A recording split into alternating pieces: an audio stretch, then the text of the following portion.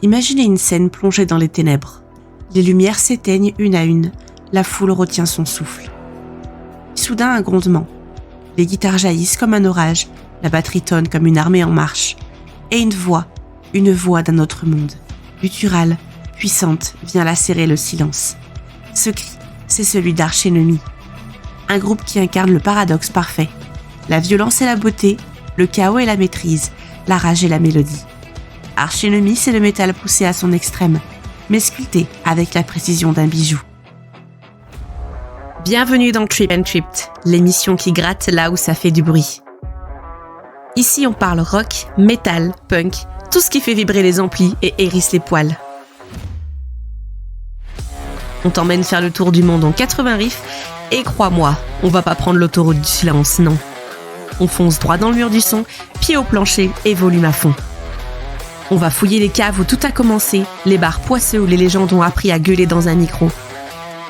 On va parler de rage, de liberté, de riffs qui sauvent des âmes et parfois de ceux qui les brûlent.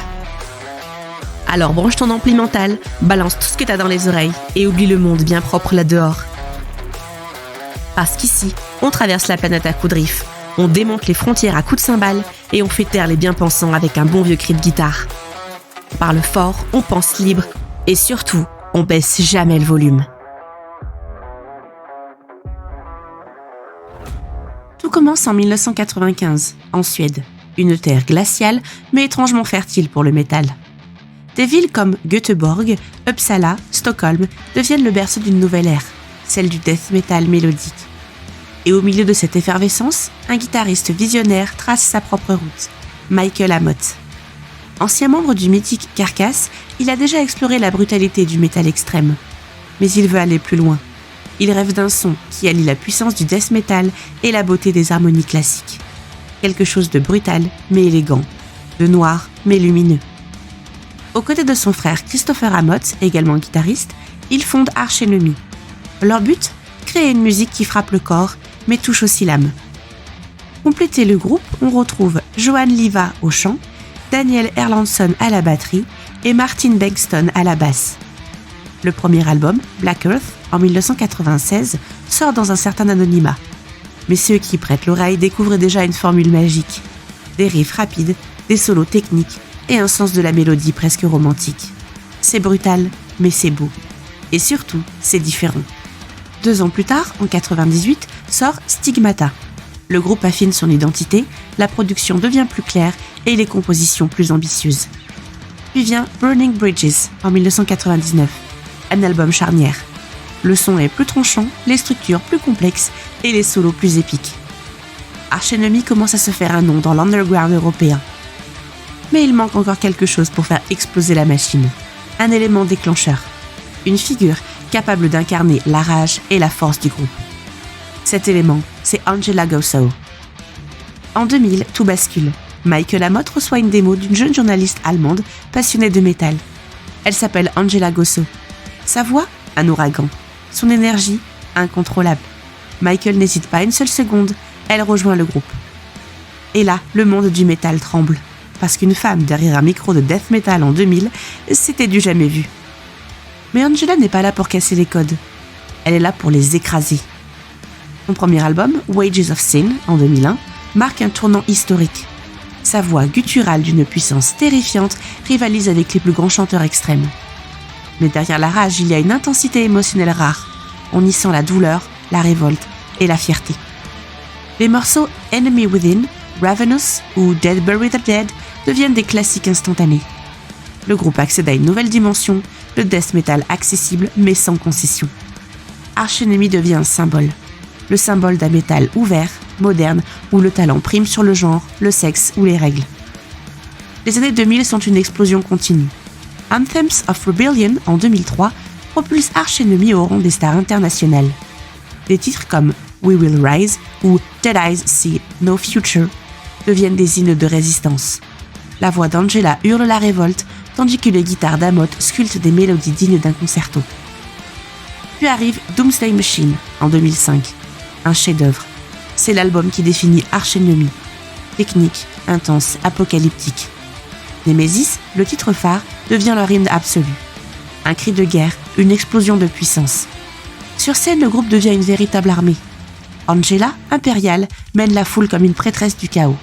Les frères Amott synchronisent leur guitare comme deux lames dans un ballet infernal. Et Daniel Erlandsson frappe sa batterie comme un marteau divin. Chaque concert est un rituel, chaque chanson une invocation. Mais comme souvent dans le métal, la route est semée d'épreuves. Après 10 ans de règne, la fatigue commence à s'installer. Les tournées s'enchaînent et les tensions montent. Christopher Amott quitte le groupe, il revient, puis il repart à nouveau. Et en 2014, Angela Gossow annonce qu'elle quitte le chant. Mais attention, elle ne quitte pas Arch Enemy, elle en devient la manager. Une décision forte, un passage de flambeau. Et ce flambeau, elle le confie à une autre femme, Alyssa White-Gluz. Alyssa arrive avec une présence magnétique. Ancienne chanteuse dans The Agonist, elle a une puissance gutturale et chant clair presque angélique. Bleu électrique dans les cheveux, regard d'acier, charisme indomptable. Elle ne remplace pas Angela, elle fait évoluer Arch Enemy. Son premier album avec le groupe, War Eternal, en 2014, est une renaissance. Des titres comme As the Pages Burn, No More Regrets ou You Will Know My Name montrent une maturité nouvelle. Les guitares sont plus épiques, les refrains plus majestueux et les paroles plus introspectives. Puis en 2017, Will to Power confirme la transformation. Arch Enemy ose plus. Des morceaux comme The Eagle Flies Alone ou The World Is Yours explorent la solitude, la résilience et la détermination. Le growl d'Alyssa alterne avec un chant clair émouvant, créant ainsi un contraste bouleversant. Aujourd'hui, Arch Enemy c'est une fusion parfaite entre brutalité et émotion. Arch Enemy ce n'est pas juste un groupe, c'est une identité. Visuellement, ils ont cette aura mystique. Ailes d'ange brisées, symbole ésotérique, lumière rouge et bleue, croix inversée. Musicalement, c'est une mécanique de précision. Guitare en duel, batterie métronomique, basse grondante, voix démoniaque. Mais toujours un fond de beauté mélodique. Leur message est clair. Nous sommes nos propres ennemis et nos propres sauveurs. Arch Enemy parle de rébellion, mais surtout de force intérieure, de renaissance et de liberté personnelle. Aujourd'hui, Arch Enemy c'est un pilier du métal moderne. Ils ont inspiré une génération entière d'artistes et surtout ouvert les portes à des dizaines de chanteuses extrêmes.